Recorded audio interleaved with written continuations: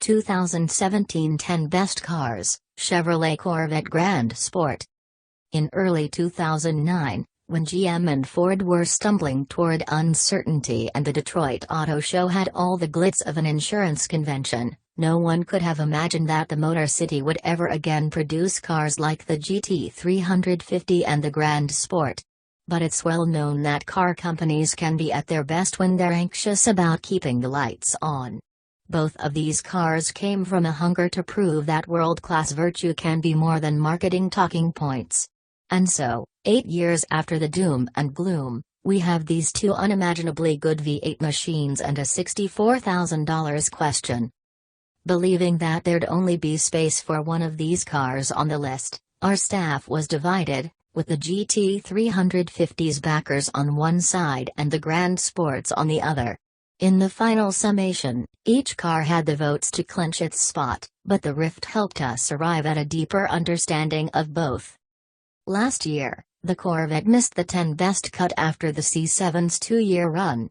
Perhaps the intoxicating influence of the 650 horsepower Z06 would have helped the Corvette gain enough votes for another year, yet by then GM had raised the price above our $80,000 cap.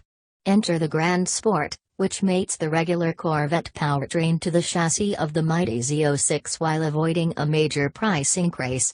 You can park a GS in your driveway for as little as $66,445, exactly $10,000 more than the base car and nearly $15,000 less than the Z06.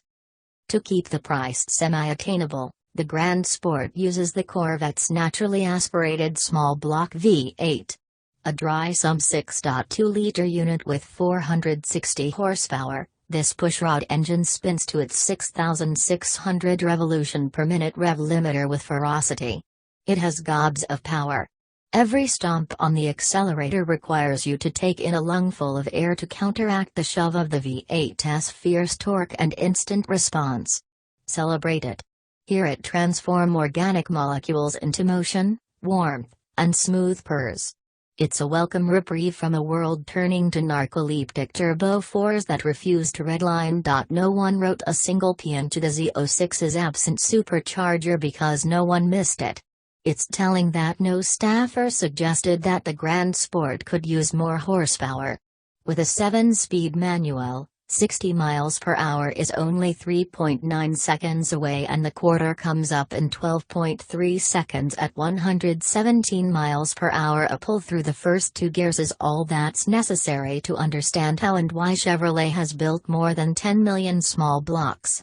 Effortless power is as persuasive today as it was in 1955.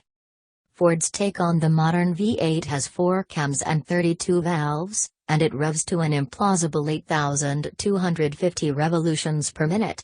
This engine completely transforms the Mustang. And while no one will mistake the GT350's V8 for crooner Michael Bublé, we have to acknowledge that it's coarse by design. Testing director Don Sherman called it two 2.6-liter 4-cylinder engines with no balance shafts but a common crankshaft. The car's most vocal detractor continued. Hanging 6 tuned mass dampers under the car is not effective at turning this 8,250 revolution per minute voodoo into a smooth, sweet V8. We all heard it, the GT350 busts through its first 2 gears quickly enough that the raspy moans it makes at low revs are fleeting spine tinglers. Running to 60 miles per hour takes only 4.3 seconds.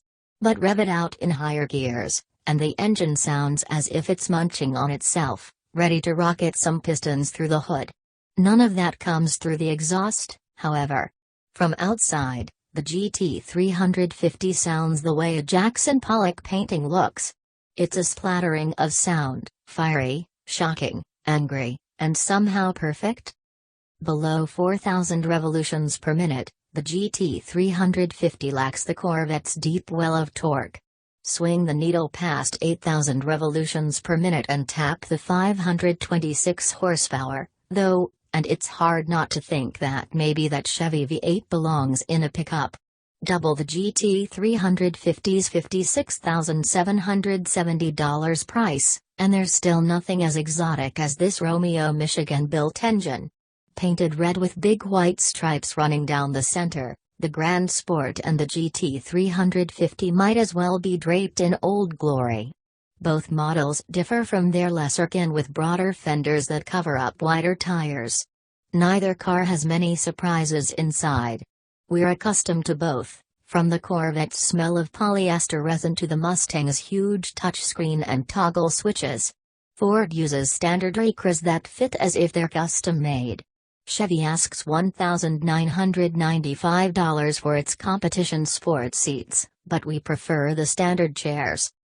While some seats may be optional on the Grand Sport, the serious hardware, magnetohelical dampers, an electronically controlled differential, and the Z06's larger brakes, comes standard.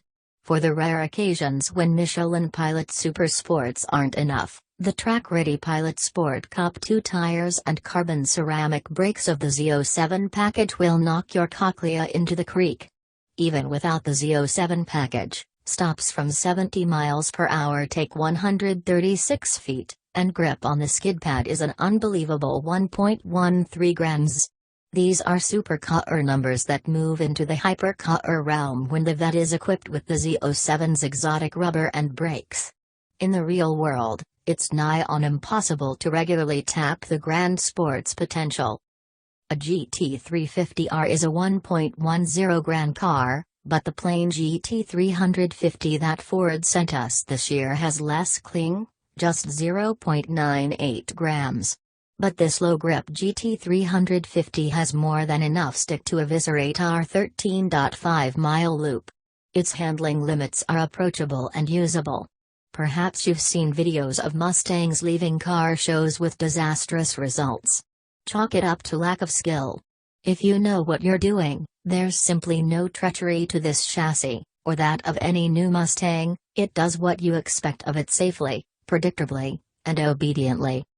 Part of the appeal of the 10 Best Loop is that it's as unsettling as stepping on a Hot Wheels in the dark. In short order, the lumpy and bumpy asphalt exposes chassis tuning compromises. To get a Mustang to 0.98 grams, Ford fits stiff springs and adjustable dampers and steamroller-wide rubber. The resulting ride is impossible to ignore in this setting. Deputy Editor Daniel Pund, who placed the GT350 just outside his 10 best list, said, "I may have been more willing to accept the GT350's overly stiff ride when it was the hot new thing last year. But I can't ignore that it was actively trying to throw me off the road." Even with a 1.13-gram chassis, the Corvette's magnetohelical dampers and spring rates offer more compliance and a slightly calmer experience. It's gifted, possibly too gifted, with grip and composure that can make it seem aloof. Throwing this supercar down a narrow byway like our 10 Best Loop requires a frustrating amount of restraint. The solution is to go faster, but what this car really needs is a track. It's the complete opposite of a narrow tire car like the Mazda MX-5 Miata, which slips and grips and remains engaging even at lower speeds. "Too much for the road" became a common refrain as editor after editor stepped out of the Corvette. Life beyond 1.10 grams is both a blessing and a curse. For some staffers, the Grand Sport was on the bubble. Deputy online editor Dave Vanderwerp called it a little too extreme and track-oriented for something that is probably mostly used for Sunday morning, back road drives. Mega-capable, yes, see its lightning lap performance, but it just didn't flow down the 10 best roads like some of the more fun cars, including the Miata, or, frankly, the Shelby GT350. However, senior editor Jared Gall had the opposite take. The only reason not to put it on the list is that it is too fast and too capable to exploit on public roads. To leave it off the list would be to punish Chevrolet for making it too good.